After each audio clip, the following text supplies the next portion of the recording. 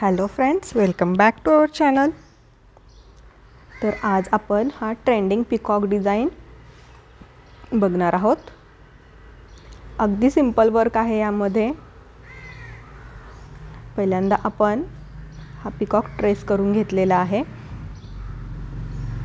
हा तुम्ही स्लीव्जवर पॅच म्हणून बनवू शकता किंवा बॅक नेकला एका साईडलाही तुम्ही बनवू शकता.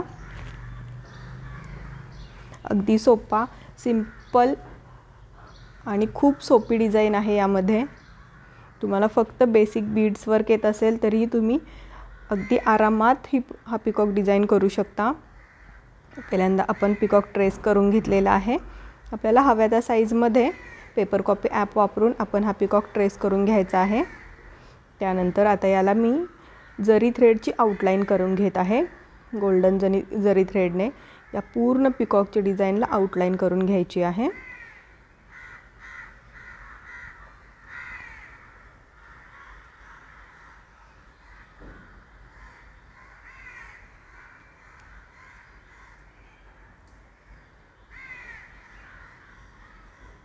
हे पहा, अशा प्रकारे पूर्ण आउटलाईन करून घेतलेली आहे. यानंतर याला आतमधून बीड्स वर्कची आउटलाईन करून घेणार आहोत. जरी थ्रेडच्या आउटलाईनच्या आतमध्ये शुगर बीड्सची आउटलाईन करायची आहे.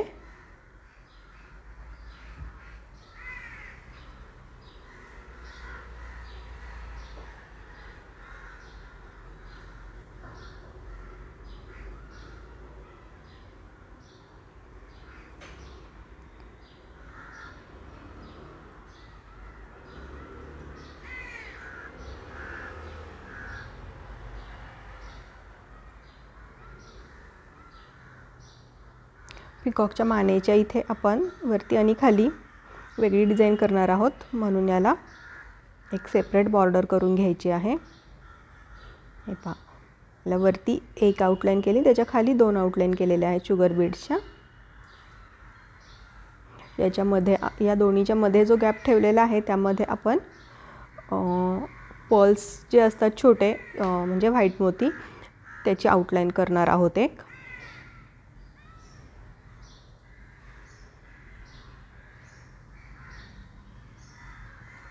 हे पहा, मोराचा जो चेहऱ्याचा भाग आहे तिथे आपण ही फ्रेंच नॉट किंवा यालाच रिंग नॉट असेही म्हणतात. हा जरीचा थ्रेड नाही आहे, तर हा गोल्डन कलरचा सिल्क थ्रेड आहे, जो थोडासा कडकमध्ये येतो, जरी थ्रेड टाईप, तो मी वापरलेला आहे. तर हा दोरा घेतलेला आहे 6 पदरी. सिल्क थ्रेडचं कोणतंही काम करताना आपल्याला जसं त्याचं फिनिशिंग हवं आहे तसं 6 पदरी किंवा 8 पदरी असं दोरा आपण घ्यायचा आहे. तर फ्रेंच नॉट मारताना पहिल्यांदा सुईवरती घेतलेली आहे. त्यानंतर सुईला 3 वेळा हा थ्रेड गुंडाळून जिथून सुई आपण वरती घेतली त्याच्या शेजारीच खाली टाकायची आहे. अगदी साधा सोपा आहे हा स्टिच, पण याने केलेलं वर्क हे हेवी दिसतं. म्हणजे तुम्ही ब्रायडल ब्लाऊजमध्ये वगैरे सुद्धा हे वर्क करू शकता. खूप ठिकाणी तुम्ही बघितलं असेल, मोस्टली हे वर्क करूनच ब्रायडल ब्लाऊज डिझाईन केलेले असतात.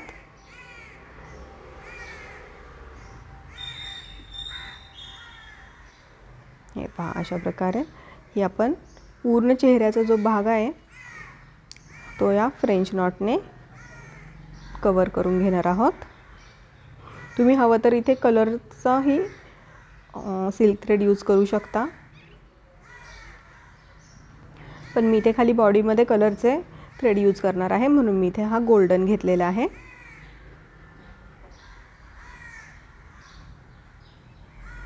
फक्त वर्क करताना एक काळजी घ्यायची की पूर्ण तो जो एरिया आहे आपण जिथे वर्क करतोय तो पूर्ण कवर झाला पाहिजे. मध्ये कुठेही गॅप दिसायला नको आहे. त्यामुळे आपलं वर्कचं फिनिशिंग खराब होतं जर कुठे मध्ये गॅप राहिला तर. त्यामुळे अगदी छोटीशी स्पेस असेल तिथेही आपण छोटीशी फ्रेंच नॉट घालून घ्यायची आहे.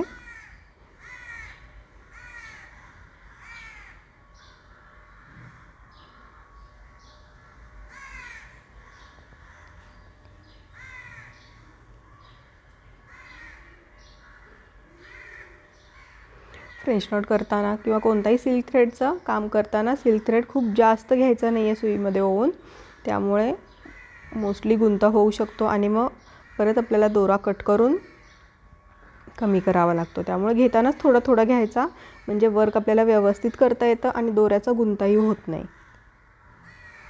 हे पहा, अशा प्रकारे आपण पूर्ण हा चेहऱ्याचा पोर्शन कवर केलेला आहे.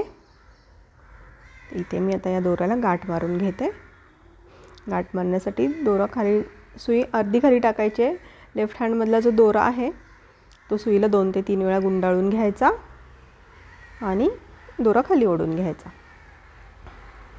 हे बघा, इथे मी हे छोटे छोटे चेक्स करून घेतलेले आहे. त्यानंतर हा जो पिसाऱ्याचा भाग आहे तिथे आपण या ग्रीन कलरच्या सिल्क थ्रेडने लॉंग नॉट टाकणार आहोत. सेम प्रोसेस आहे.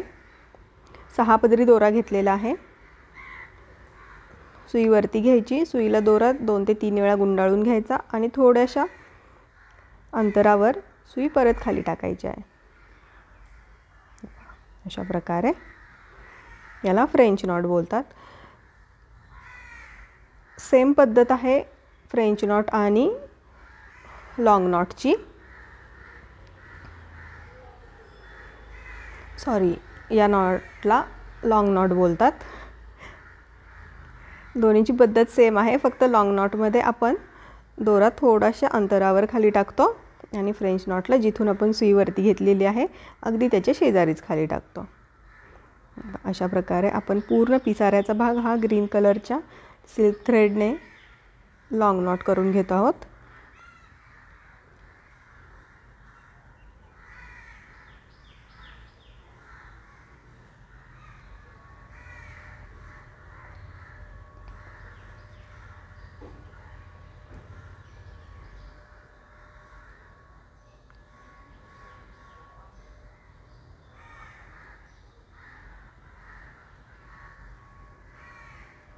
अगदी सिंपल वर्क आहे, आरामात तुम्हाला जमू शकेल. नक्की ट्राय करून बघा.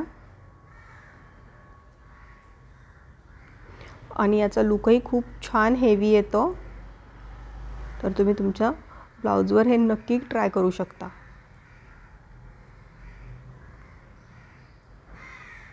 हे पहा, अशा प्रकारे आपली लॉंग नॉट झालेली आहे. त्यानंतर आपण हे जे छोटे छोटे चेक्स करून घेतलेले आहे तिथेही या ग्रीन कलरच्या थ्रेडनेच फ्रेंच नॉट करून घेत आहोत. वरती जशी गोल्डन कलरची केली सेम तशीच दोऱ्याला 2 ते 3 वेळा, सुईला 2 ते 3 वेळा दोरा गुंडाळून घ्यायचा आहे आणि शेजारीच सुई खाली टाकायची आहे.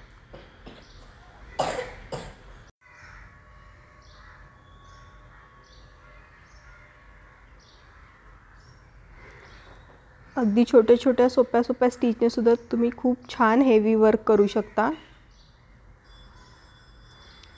जे तुम्ही माझ्या सगळ्या व्हिडिओमध्ये बघत असाल. अगदी सोपी पद्धत आहे.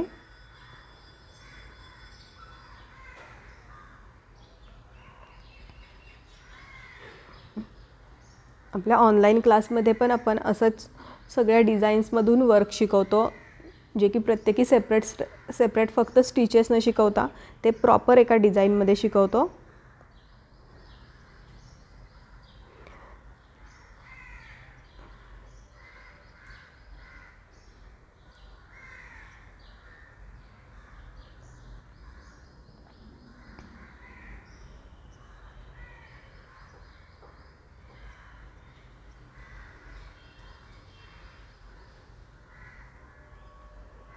अशा प्रकारे सगळ्या चेक्समध्ये आपण ही फ्रेंच नॉट करून घेत आहोत.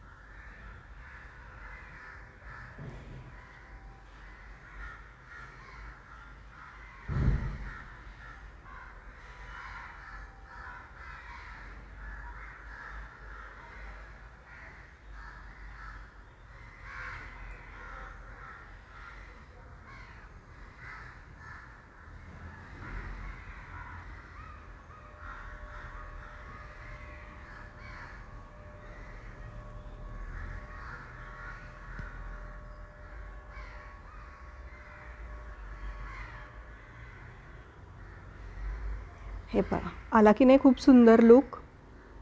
त्याप्रमाणे सगळे चेक्स आपण कव्हर केलेले आहे.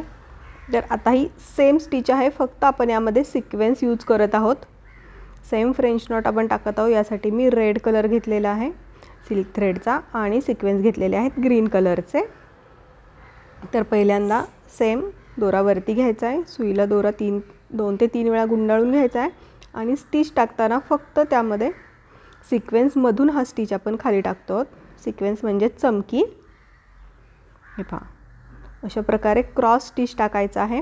त्यामुळे आपली चमकी व्यवस्थित उभी राहते आणि वर्कला फिनिशिंग छान येतं.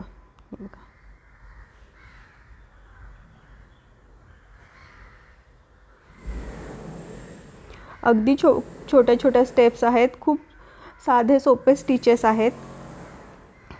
एकाच पद्धतीचा स्टिच आहे हा, पण तो वापरून तुम्ही 3 वेगवेगळ्या डिझाईन करू शकताय.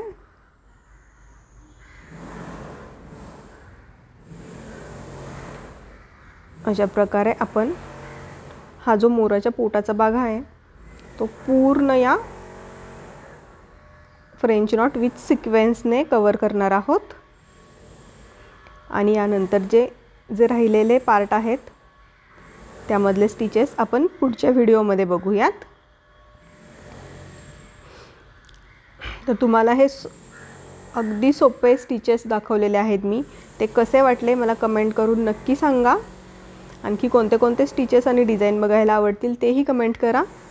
आणि व्हिडिओ आवडला असेल तर प्लीज लाईक करा, तुमच्या फ्रेंड्सना शेअर करा आणि अजूनही सबस्क्राईब केलं नसेल तर पटकन सबस्क्राईब करा. असेच छोट्या छोट्या आणि सोप्या सोप्या स्टिचेसने आपण खूप छान छान वर्क करणार आहोत.